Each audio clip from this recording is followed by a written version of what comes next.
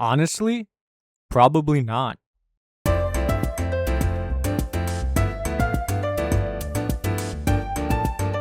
Oh, you wanted me to explain?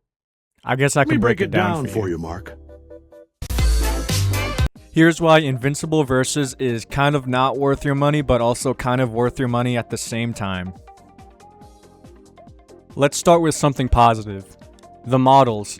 I think they look incredible. The models, they look like the characters that they're supposed to be, and they don't over-exaggerate any features on the characters. They look just like the source material from either the comic or the TV show. The menus are pretty pleasing to look at as well. They're pretty bland, but they get the job done. The combos in this game also feel pretty nice to actually input during the fight.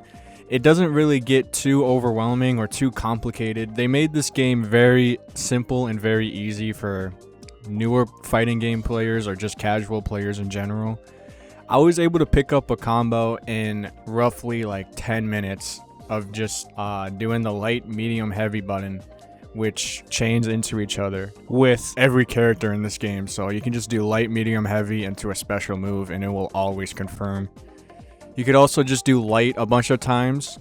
That also chains with each other and it will do a automatic super move if you keep spamming the light button, which I personally do not like at all. I hate features like that in fighting games where if you keep pressing a button, it will do an automatic super. Ugh! It sucks. I hate that so much. And from what I could see, you can't turn that off either, so it's just manual. If you have that gripe like what I do, that could be pretty annoying if you're trying to do a combo without a super. Despite all that, the game does flow very well during your fight. It is very satisfying hitting combos in this game. I also like the character intros that they put in with every character. They have special intros for specific characters. That's always a nice feature to have. I think it is kind of like a standard right now to have intros for characters, especially if they're like enemies in the show. So it is nice to have that in this game. And the dialogue is pretty funny for the intros. They also added this battle pass type system for every single character in this game. It goes up to 23 levels and you just unlock color customization for each character or concept art of the character. It's just small little things. It's easy to level up. All you have to do is play the game with that character and it'll level up. It's the exact same system that Mortal Kombat 1 used in that game, if you ever played that shitty ass game. But yeah, it's exactly like that. It's pretty easy to level up. I did the story mode, and my Invincible character got up to like level 8 or level 7 at the end of it. So it's decently easy to level this up. And there's only 23 levels of this current build of the game. And now with the single player modes, oh my god! This is easily the worst part of the entire game by far. The story mode and arcade are extremely awful, in my opinion. Extremely awful. The reason being, arcade mode is very bare bones. There's barely any content in it. And when you do the character arcade and you beat it and you get that little like exposition that mostly every fighting game has, this one is literally like 2 or 3 still frames of the character saying like 2 sentences, and that's all you get.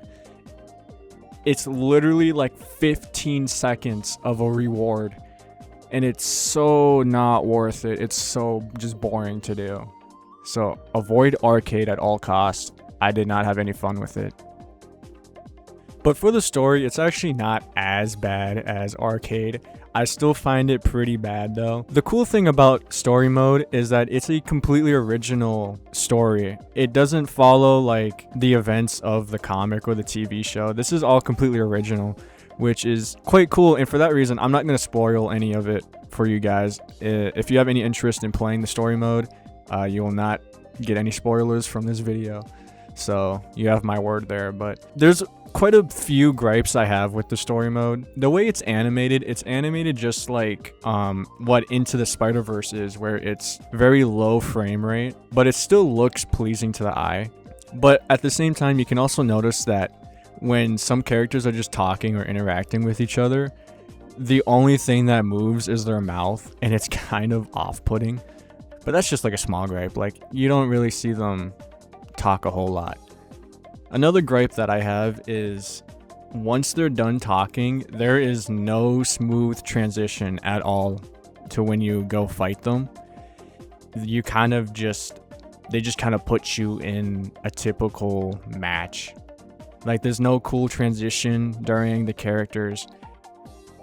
It's really off-putting. It kind of just breaks the whole immersion. Because unlike Mortal Kombat, like every fight or interaction, there's some type of transition to where you go and fight the character. And that's really cool. It really immerses yourself. This game doesn't have any of that. It's very unimmersive. Another thing is that once you're done with the fight, it always puts you in a loading screen. Another small thing, but it's another thing that just annoys me. The voice acting, though, is very good. They have a lot of the original cast, but they also have new cast members to do the voices of other characters, but they sound pretty good. I will not lie, the voice acting is very good in this game. With that said, though, this story mode is extremely short. This story mode is only 1 hour long. I beat the entire thing in an hour. So it's pretty much like some type of knockoff episode that you're playing, and that's all you're gonna get. Once you beat it, there's no more single player besides arcade. That's all you can do, and arcade is really shitty. So now you're just kind of left with online. And with that said, that's Invincible Versus. You don't have to agree with anything that I said in this video. This is just a quick little overhaul on what this game has to offer. I would say personally, hold off until there's a sale because this game is $50. I really think that might be too steep for the type of content that you receive in this game. I really don't think it's worth $50.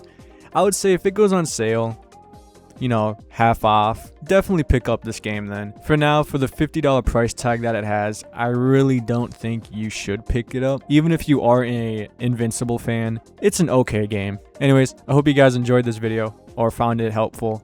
I got more videos planned that are coming up soon. So if you ever like this type of content, leave a like or subscribe. It means the world to me. And take care, everyone.